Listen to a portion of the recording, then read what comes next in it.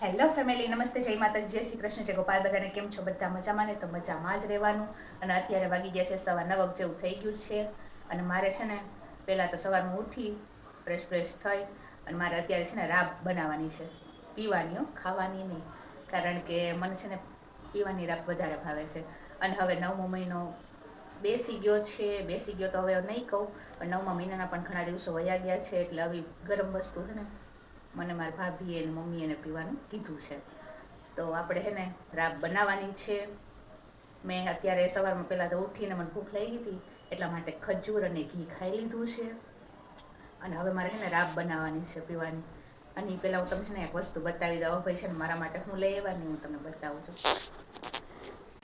હું બહુ ટાઈમથી કહેતી હતી કે મારે છે ને રિંગ અને સ્ટેન્ડ લેવાનું છે. ફાઇનલી જોઈ લો ભાઈ, લઈ આવ્યા છે મારા હાટું.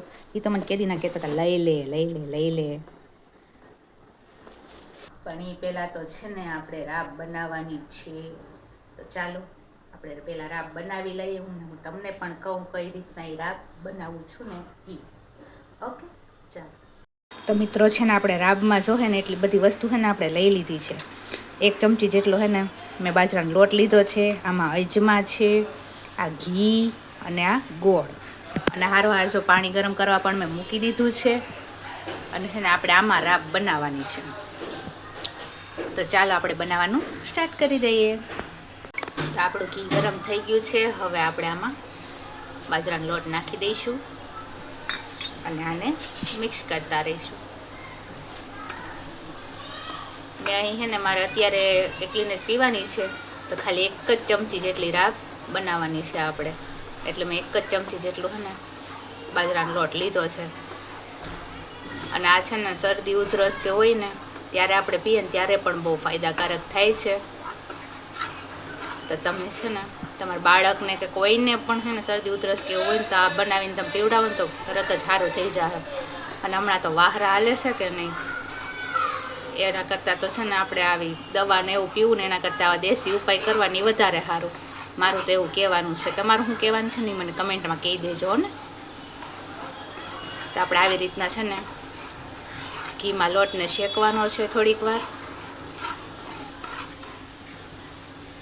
હવે આપણે આમાં નાખી દઈશું અજમા છે ને મને વધારે જ ભાવે છે ને એટલે મેં થોડાક વધારે નાખ્યા છે.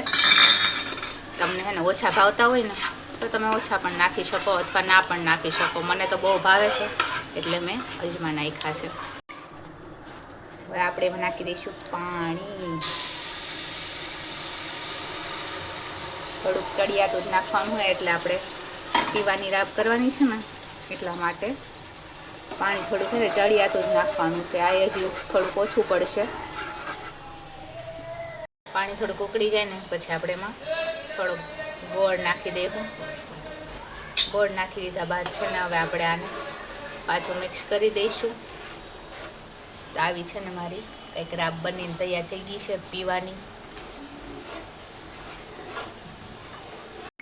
તો મિત્રો જોઈ લે, આપણી સરસ મજાની છે ને રાબ બનીને રેડી થઈ ગઈ છે. આવી જાઓ, હાલો પીવાની રાબ પીવી હોય તો તમારે મારી હારો મસ્ત ફૂલ અજમાવાળી.